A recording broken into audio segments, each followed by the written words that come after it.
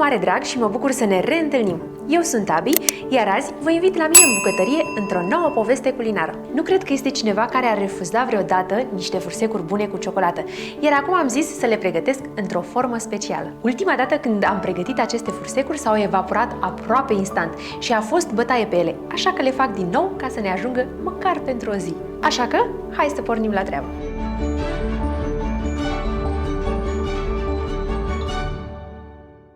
Pentru această rețetă am folosit 113 g unt cu 82% grăsime la temperatura camerei, 100 g zahăr, 190 g făină, 25 g cacao, 5 g praf de copt sau o jumătate de plic, o jumătate de linguriță scorțișoară pudră, un ou mic, un praf de sare și o linguriță extract de vanilie. În bolul în care avem făina, adăugăm cacao, praful de copt, scorțișoara pudră și sarea. Sunt amândouă aici. Și amestecăm. Ce bine miroase! Lăsăm bolul acesta deoparte. Avem deja untul moale în alt bol. Untul este la temperatura camerei și îl mixăm până se formează o cremă. Aproximativ 1-2 minute.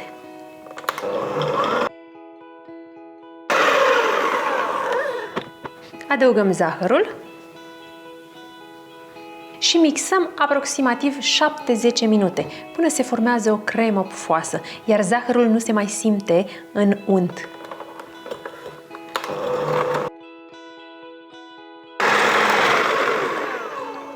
Din când în când mai curățăm pereții bolului și continuăm mixarea.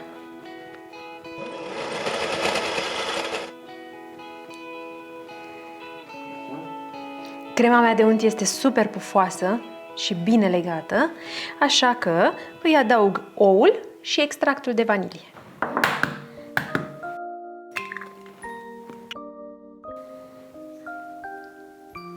Mixăm pentru câteva secunde ca să le încorporăm.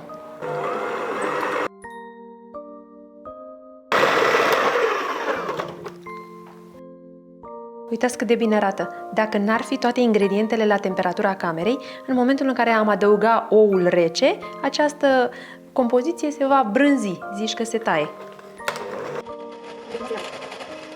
Cât de frumos au legat toate, pentru că sunt la temperatura camerei. Iar acum adăugăm amestecul de ingrediente uscate în 2-3 etape și le trecem prin sită.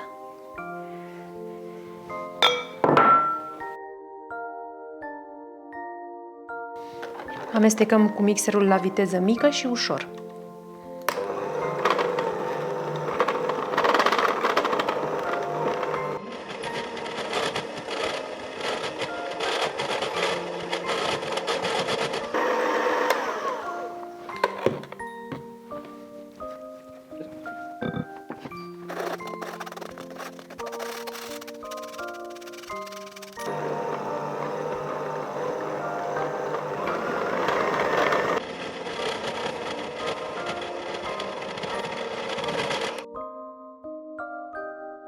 Mă ajut cu spatula ca să omogenizez aluatul.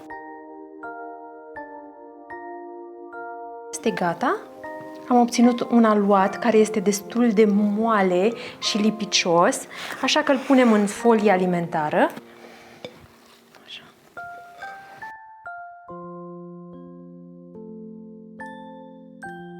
Îl punem în folie alimentară, îi dăm formă, puțin aplatizăm cu palma, după care îl punem cel puțin o jumătate de oră la frigider. Ca să putem modela acest aluat, avem nevoie de el rece. Putem ține aluatul la frigider și de pe o zi pe alta. Ideea este că atunci când îl scoatem de la frigider, să-l lăsăm puțin pe blatul de lucru pentru a-l putea modela. Am pregătit 2 hârtii de copt pe care voi pune puțină făină și aluatul, dacă reușesc să-l desfac. Presărăm puțină făină și deasupra și apoi o altă hârtie de copt și întindem cu sucitorul. Asta o să fie partea cea mai grea. Trebuie să întindem destul de ușor și cu multă răbdare ca să nu-l stricăm. În plus, aluatul acesta trebuie să fie foarte rece.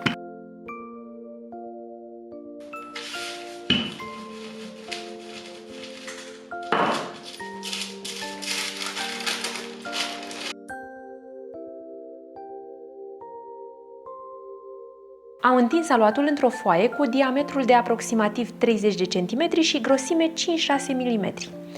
Și acum folosesc sucitorul acesta cu model, pe care îl pudrez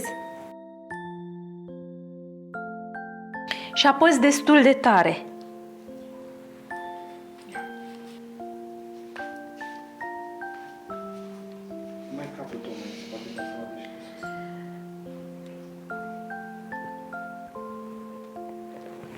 Și trecem cu grijă pe toată suprafața.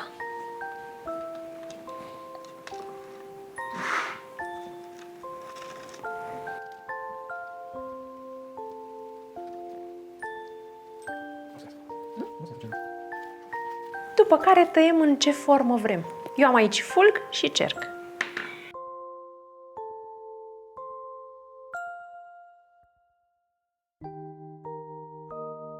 Așa arată.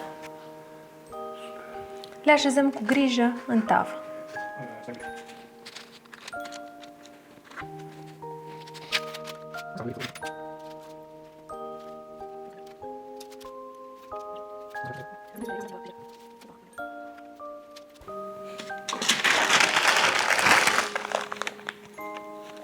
Deja este foarte moale. Și, da, este prea moale și nu o să-mi rămână modelul. Exact.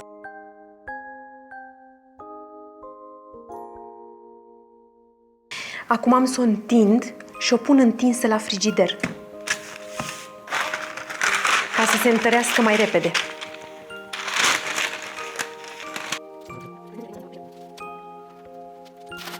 Întinsul este dificil. Foarte bine. Și așa am să o pun la frigider, ca să se întărească.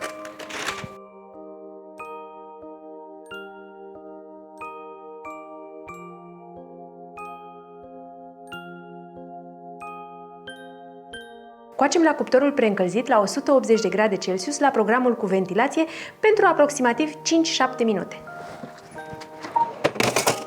Hai, și eu le fac repede pe astea.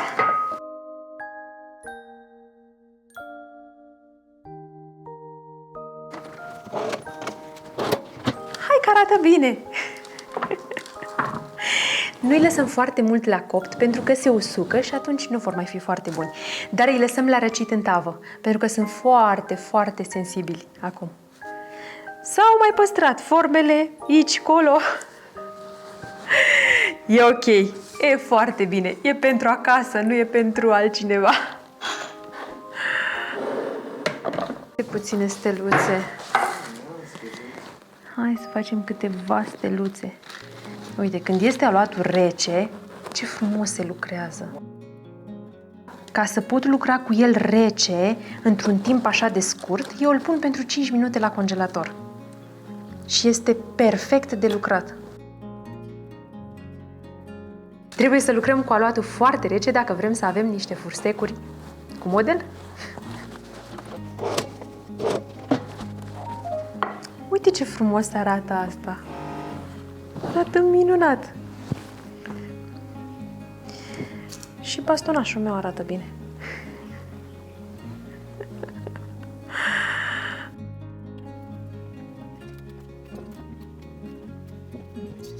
Dragii mei, haideți să vedem ce a ieșit.